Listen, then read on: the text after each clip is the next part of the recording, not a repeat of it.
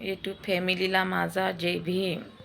तर मला काहीतरी सांगायचं तुम्हाला की माझ्या भावाची परिस्थिती खूप गरीब परिस्थिती होती. त्यावेळेस पुण्याची बहीण आठवायची, इतर कुठली बहीण भाव त्याला आठवत नव्हतं. आम्ही 7 जण बहीण भावंडं आहेत. तर तो आज कन्याकुमारीला गेला आहे.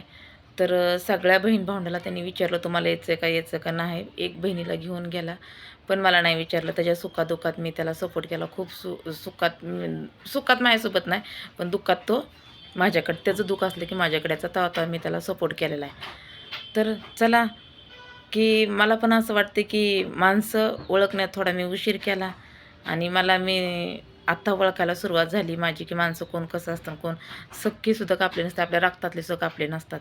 जेव्हा त्यांचे दिवस चांगले येतील तेव्हा ज्यांनी आपल्याला साथ दिली त्याला पण विसरतात, आणि दुःखात आपण त्यांना साथ द्यायची. चला, असू द्या, तो पण खुश राहील, ती खुश राहते.